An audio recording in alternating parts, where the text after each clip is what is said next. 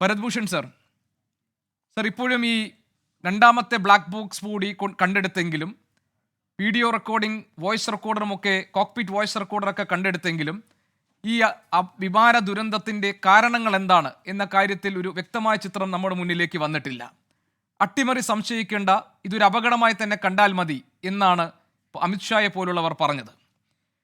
പക്ഷേ സർ, ഈ അപകടം നടന്ന ശേഷം വ്യോമയാന മേഖലയിൽ പ്രവർത്തിക്കുന്ന പൈലറ്റുമാരായിട്ടുള്ളവരും അല്ലാതെ ഉള്ള വിദഗ്ധരുമൊക്കെ ചൂണ്ടിക്കാണിച്ച ഒന്ന് രണ്ട് കാര്യങ്ങൾ. ഒന്ന്, 2 എഞ്ചിനുകളും പ്രവർത്തിക്കാതെയാകുന്നു. അതിൻ്റെ സപ്പോർട്ട് സിസ്റ്റമായി നിൽക്കുന്ന ജനറേറ്റർ പ്രവർത്തിക്കാതാകുന്നു. അതുപോലെ തന്നെ ഈ ഓക്സിലറി പവർ യൂണിറ്റ് എന്ന APU പ്രവർത്തിക്കാതെയാകുന്നു. അതിന് പുറമെ ഈ ലാൻഡിംഗ് ലിവർ എന്നത് അത് റിട്രാക്ട് ചെയ്യുന്നില്ല. ഫ്ലാപ്പ് നേരെ തന്നെ കിടക്കുന്നു. വീൽ മുകളിലേക്ക് പോയിട്ടില്ല. ഒരു അസാധാരണമായ സാഹചര്യമാണ് ആ ഘട്ടത്തിൽ പറന്നുയർന്ന 32 സെക്കൻഡിനുള്ളിൽ അതിലെ വൈമാനികർ നേരിട്ടത് എന്നാണ് പറയുന്നത്. ഇതെല്ലാം കൂടി ഒരുമിച്ച് തകരാറിലാകുന്ന ഒരു സാഹചര്യം, അത് അസ്വാഭാവികവും അസാധാരണവുമല്ലേ? അങ്ങനെ ഒരു സാഹചര്യത്തിൽ വിമാന ദുരന്തങ്ങൾ ഇതിനു മുൻപ് ഉണ്ടായിട്ടുണ്ടോ, പ്രത്യേകിച്ച് ഡ്രീം ലൈനറിന്റെ കാര്യത്തിൽ?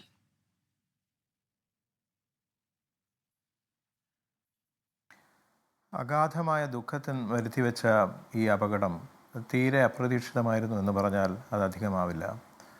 ഡ്രീം ലൈനർ ഒരു 787 ബോയിങ് സേഫ്റ്റിയുടെ കാര്യത്തിൽ നല്ലൊരു റെക്കോർഡുള്ള എയർക്രാഫ്റ്റാണ്.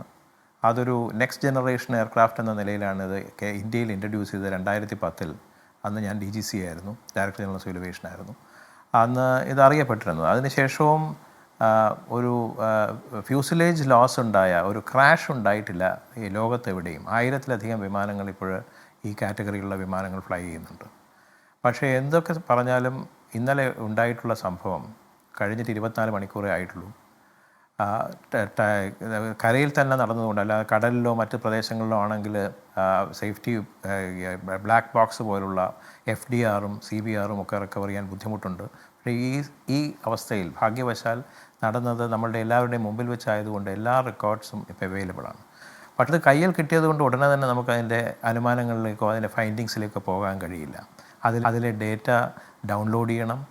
അതിന് ഒരു AIB air crash investigation bureau പ്രവൃത്തി ആരംഭിച്ചിട്ടുണ്ട്. DGCA തന്നെ അവിടെ ഉണ്ട്.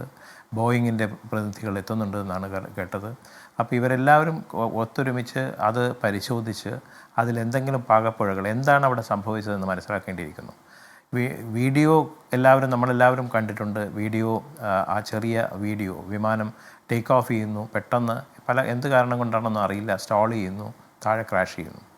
അത് സൂക്ഷ്മമായിട്ട് പരിശോധിച്ചാൽ ഏതാണ്ട് 625 ഫീറ്റ്, ഭൂമിയിൽ നിന്ന് 625 അടി മുകളിലേക്ക് ഉയർന്ന വിമാനം അത് താഴോട്ട് പെട്ടെന്ന് വീഴുകയാണ്. എൻജിൻ ബേർഡ് ഹിറ്റാണോ എന്നുള്ളൊരു സംശയം പറഞ്ഞു. ബേർഡ് ഹിറ്റിൻ്റെ ഒരു അവസ്ഥ അവിടെ കാണുന്നില്ല. ബേർഡ്സിനെ ഒന്നും അങ്ങനെ കാണുന്നില്ല. അതുപോലെ തന്നെ ബേർഡ് ഹിറ്റ് കൂടിയ ഏതെങ്കിലും ഒരു എൻജിനിലാണ് വരിക, അല്ല 2 എൻജിനും ഒരേ സമയം തകരാനുള്ള സാധ്യത വളരെ വിരളമാണ്. ആണെങ്കിൽ തന്നെ അത് പുറകോട്ട് സ്മോക്കോ ഫയറോ ഉണ്ടാവും ഏതെങ്കിലും ഒരു എൻജിനിൽ. അത്തരത്തിലൊന്നും ഉണ്ടായിട്ടില്ല. പിന്നെ ഉണ്ടായത് എന്താണെന്ന് വെച്ചാൽ, പക്ഷേ 1-2 സൂചനകൾ അവിടെയുണ്ട്. ഈ സാധാരണഗതിയിലൊരു എയർക്രാഫ്റ്റ്, ഒരു പാസഞ്ചർ എയർക്രാഫ്റ്റ്, ഈ കാറ്റഗറിയിലുള്ള പാസഞ്ചർ എയർക്രാഫ്റ്റ് ടേക്ക് ഓഫ് ചെയ്യുമ്പോൾ 50 അടിയും 100 അടിയുടെയും മധ്യത്തിൽ ഈ ലാൻഡിംഗ് ഗിയർ, അതായത് ഈ ടയറുകൾ ഉള്ളിലേക്ക് വലിക്കും. അതെന്തിനാണെന്ന് വെച്ചാൽ അത് എയറോഡൈനാമിക് സ്പീഡ് വർദ്ധിപ്പിക്കാൻ വേണ്ടിയിട്ടാണ് ടേക്ക് ഓഫ് ചെയ്യുമ്പോൾ. ഇത് പക്ഷേ അവസാന നിമിഷം വരെ 625 ഫീറ്റ് എത്തുമ്പോഴും ടയർ താഴെ തന്നെയാണ്, അത് മുകളിലേക്ക് എടുത്തിട്ടില്ല. പിന്നെ ഇതിൽ വിദഗ്ധർ പറഞ്ഞ അഭിപ്രായം എന്ന നിലയിൽ ഈ ഫ്ലാപ്സ് എക്സ്റ്റെൻഡഡ് മോഡിലാണ്. അതുകൊണ്ട് തന്നെ വേണ്ട വിധത്തിലുള്ള പവർ ജനറേറ്റ് ചെയ്യാൻ വിമാനത്തിന് കഴിഞ്ഞിട്ടില്ല. ഇത് കാരണം വിമാനം പെട്ടെന്ന് സ്റ്റോൾ ചെയ്തു, വിമാനം പെട്ടെന്ന് താഴോട്ട് പോവുകയാണ് ഉണ്ടായത്. അവസാന നിമിഷത്തിൽ തന്നെ ആ വിഷ്വലിൽ നിന്ന് കാണാം, പൈലറ്റ് ഒരു ശ്രമം നടത്തുന്നുണ്ട്. വിമാനത്തിൻ്റെ ഫ്രണ്ട് സൈഡ് പൊന്തിക്കാൻ അദ്ദേഹം ശ്രമിക്കുന്നുണ്ട്. പക്ഷേ അപ്പോഴത്തേക്കും ഒരു വോബിൾ കൊടുത്ത് വിമാനം താഴോട്ട് പോവുകയാണ്. അപ്പോൾ ഇത് ഒരു അസാധാരണമായൊരു ആക്സിഡൻ്റാണ്.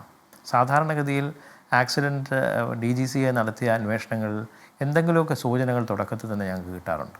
ഇപ്പോൾ മംഗലാപുരത്താണെങ്കിൽ ആദ്യം തന്നെ നമുക്ക് മനസ്സിലായി, ഫസ്റ്റ് ടച്ച് ഡൗൺ തന്നെ ഏതാണ്ട് റൺവേയുടെ മധ്യഭാഗത്തായിരുന്നു. ബാക്കിയുള്ള സ്ഥലത്തും കൊണ്ട് വിമാനം സ്റ്റോപ്പ് ചെയ്യാൻ കഴിയില്ല എന്നൊരു സൂചന നമുക്ക് കിട്ടിയിരുന്നു. അതുപോലെ തന്നെ ഫൈൻഡിങ്ങും ഉണ്ടായി, പൈലറ്റ് എററായിരുന്നു. ഇവിടെ പക്ഷേ ഒന്നും പറയാൻ കഴിയുന്നില്ല. കാരണം മേഡേ കോൾ കൊടുത്തത് പൈലറ്റ്സ് കൊടുത്തത് 625 അടി വിമാനം എത്തിയ ശേഷമാണ്. അത് കഴിഞ്ഞ് ഉടനെ തന്നെ ATC റെസ്പോണ്ട് ചെയ്തു. പക്ഷേ ആ റെസ്പോൺസിന് വേറൊരു റെസ്പോൺസ് പൈലറ്റ്സിൻ്റെ ഭാഗത്തുനിന്ന് ഉണ്ടായില്ല. ക്രാഷ് ചെയ്യുകയാണ് ചെയ്തത്. എന്തുകൊണ്ടതുണ്ടായി? പല കാരണങ്ങൾ, പല സജഷൻസും പറയുന്നുണ്ട്, പല വിധത്തിലുള്ള തിയറീസും മുന്നോട്ട് വെക്കുന്നുണ്ട്.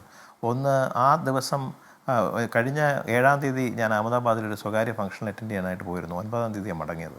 എൻ്റെ ഫ്ലൈറ്റ് ഏതാണ്ട് 2 മണിക്കാണ് ടേക്ക് ഓഫ് ചെയ്തത് അവിടെ നിന്ന് ഉച്ചയ്ക്ക്.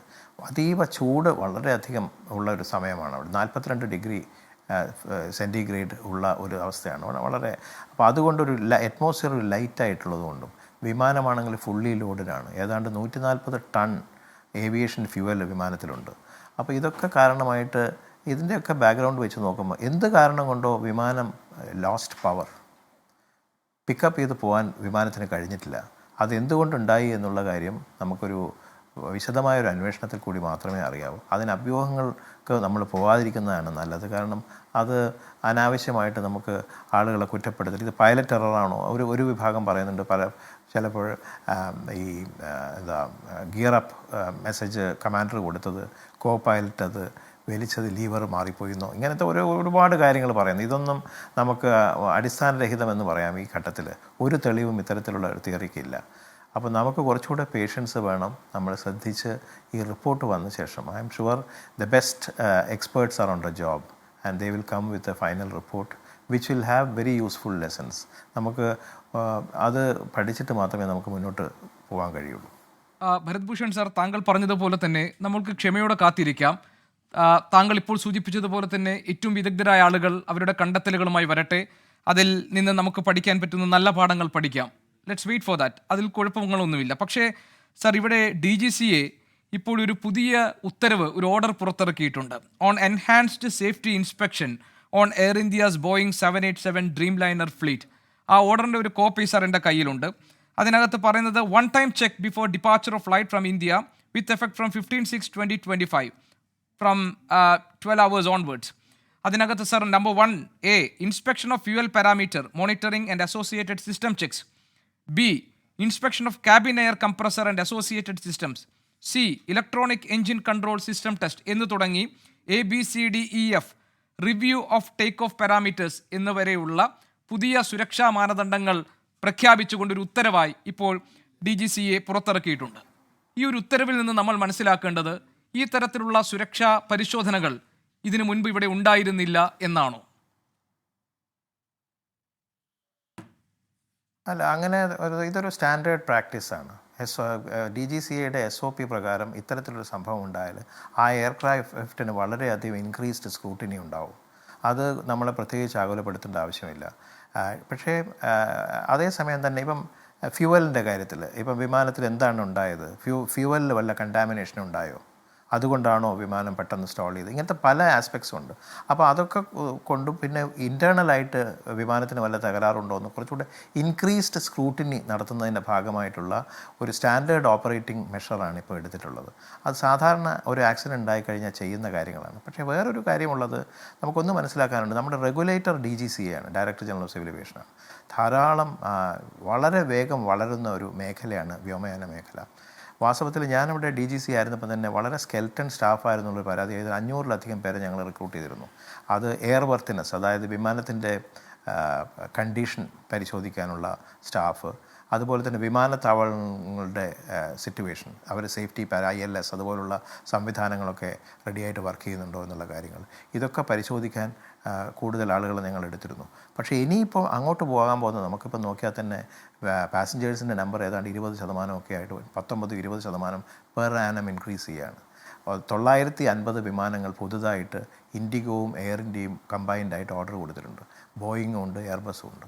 അപ്പോൾ ഇതെല്ലാം കൂടി വരുമ്പോൾ വാസ്തവത്തിൽ oversight becomes very very difficult and it will become a challenge. അതിന് കൂടുതൽ നമ്മുടെ സേഫ്റ്റി റെഗുലേറ്ററായ DGCA വളരെ കൂടുതൽ ഹ്യൂമൻ റിസോഴ്സസ് ശരിയാക്കിയിട്ട് കൂടുതൽ ആളുകളെ എടുത്ത് കൂടുതൽ എക്സ്പെർട്ടീസ് ഉള്ള ഒരു ബോഡിയാക്കിയിട്ട് മാറ്റേണ്ടിയിരിക്കുന്നു. അത് നമ്മൾ ശ്രദ്ധിക്കേണ്ടിയിരിക്കുന്നു. അതിന് ഇതൊരു ലെസനാണ് ഇന്നുണ്ടായ സംഭവം. അത് എന്തെങ്കിലും ഒരു പോരായ്മ അവിടെ ഉണ്ടായി എന്ന് പറഞ്ഞിട്ടല്ല ഞാൻ പറയുന്നത്. ഇപ്പം SOPയിൽ പറഞ്ഞതുപോലെ ഇൻക്രീസ്ഡ് സ്ക്രൂട്ടിനി വേണം. ഇപ്പം തന്നെ നമുക്കറിയാം എത്രയോ വിമാനങ്ങൾ, എത്രയോ എയർപോർട്ട്, 134 എയർപോർട്ടുകൾ ഇന്ത്യയിൽ തന്നെയുണ്ട്. ഈ 134 എയർപോർട്ടിൽ ടേക്ക് ഓഫും എടുത്ത് നടക്കുകയാണ്. എല്ലാ ഫ്ലൈറ്റും നമുക്ക് വാച്ച് ചെയ്യാൻ കഴിയില്ല. അത് ഓതറൈസ്ഡ് ആയിട്ടുള്ള ഓരോ എയർലൈനിനുള്ള എഞ്ചിനീയറിംഗ് സ്റ്റാഫുണ്ട്. They do the checks. ഓരോ പ്ലെയിനും പൈലറ്റ്സിന് റിലീസ് ചെയ്യുന്നതിന് മുമ്പ് ചെക്സ് കൊടുക്കും. എന്നിട്ട് അതിനൊരു ടെംപ്ലേറ്റ് ഉണ്ട്. അത് അപ്രൂവ് ചെയ്തിട്ട് മാത്രമേ പൈലറ്റ് വിമാനം ടേക്ക് ഓവർ ചെയ്യുള്ളൂ. അപ്പോൾ അവിടെ ഒന്നും DGCയുടെ പ്രസൻസ് ഉണ്ടാവില്ല. പക്ഷേ അവിടെ കൊടുത്തിട്ടുള്ള ഗൈഡ് ലൈൻസ് വ്യക്തമായിട്ട് അവർ നോക്കുന്നുണ്ടോ എന്നുള്ള, അവർ ഫോളോ ചെയ്യുന്നുണ്ടോ എന്നുള്ള കാര്യം അടിക്കടി ഇൻസ്പെക്ഷനിലൂടെ മാത്രമേ ചെയ്യാൻ കഴിയുള്ളൂ. അതിന് നല്ല large number of inspectors are required. അത് ഇപ്പോഴത്തെ സ്ഥിതിയിൽ കൂടുതൽ അത് വിപുലീകരിക്കേണ്ടതായിട്ടുണ്ട്. പിന്നെ മറ്റൊന്നുള്ളത്, ഞാനത് മുൻപ് സൂചിപ്പിച്ചതാണ്, ഈ DGCA എന്ന് പറയുന്ന body, director general of civil aviation, അതൊരു സേഫ്റ്റി റെഗുലേറ്ററാണ്. പക്ഷേ നമ്മുടെ വെസ്റ്റേൺ സൊസൈറ്റിയിലൊക്കെ ഉള്ള റെഗുലേറ്റേഴ്സ്, അമേരിക്കയുടെ FAA പോലുള്ള സമയങ്ങൾ, അതിന് ഒരുപാട് ഇൻഡിപെൻഡൻറ്റ് ബോഡീസായിട്ടാണ് വർക്ക് ചെയ്യുന്നത്. ബജറ്റും മറ്റു കാര്യങ്ങളും ഒക്കെ ഗവൺമെൻറ്റിൽ നിന്ന് വരുവാണെങ്കിൽ കൂടി അവർ പൂർണ്ണമായിട്ടും ഒരു ഇൻഡിപെൻഡൻ്റ് ആയിട്ടാണ് അവരുടെ പ്രവർത്തന ശൈലി. നമുക്കിത് മിനിസ്ട്രി ഓഫ് സിവിൽ ഏവിയേഷൻ്റെ കീഴിൽ ഉള്ള ഒരു യൂണിറ്റ് മാത്രമാണ് DGCA. ഇത് മാറ്റി ഒരു സിവിൽ ഏവിയേഷൻ അതോറിറ്റി, എക്സ്പേർട്സിനെ മാത്രം ഉൾപ്പെടുന്ന ഒരു ബോഡിയാക്കാൻ വേണ്ടിയിട്ട് ബില്ല് വരെ എത്തിയതാണ് അസംബ്ലിയിലല്ല, പാർലമെൻറ്റിൽ. പക്ഷേ അതെന്തുകൊണ്ടോ അത് നടന്നില്ല. ഒരിടത്ത് നോക്കിയാൽ പൊളിറ്റിക്കൽ ഒരു അക്സെപ്റ്റൻസ് ഉണ്ടായില്ല. എന്നും അത് ഈ റെഗുലേറ്റർ എന്നും ഗവൺമെൻറ്റിൻ്റെ കീഴിൽ അതിൻ്റെ ഒരു ഭാഗമായി നിൽക്കുന്നതാണ് നല്ലതെന്ന് ചിലർക്ക് തോന്നിയെങ്കിലും ആ അഭിപ്രായത്തോട് എനിക്ക് യോജിപ്പില്ല. ശരി, ഏതായാലും ഭരത്ഭൂഷൺ സാർ, അവിടെ താങ്കൾ അമേരിക്കയിലെ ഫെഡറൽ ഏവിയേഷൻ അഡ്മിനിസ്ട്രേഷനെ കുറിച്ചൊക്കെ പറഞ്ഞപ്പോൾ തന്നെ ഈ ബോയിങ് വിമാനങ്ങളുടെ സുരക്ഷ സംബന്ധിച്ച കാര്യങ്ങളിൽ ചില വിസിൽ ബ്ലോവേഴ്സ്, അതിലെ പോരായ്മകൾ, അവർ സുരക്ഷയ്ക്ക് മുൻഗണന കൊടുക്കുന്നില്ല, അവർ ലാഭം ഉണ്ടാക്കാൻ വേണ്ടി ശ്രമിക്കുന്നുവെന്നൊക്കെ കമ്പനിക്കെതിരെ ഈ പുതിയ ഡിസൈനിലെ മാറ്റങ്ങളെക്കുറിച്ചൊക്കെ വിമർശനം ഉന്നയിച്ചപ്പോൾ ഇതേ ഫെഡറൽ ഏവിയേഷൻ അഡ്മിനിസ്ട്രേഷനാണ് ഇതിൽ കുഴപ്പങ്ങളുമൊന്നുമില്ല എന്ന് സർട്ടിഫൈ ചെയ്തത്.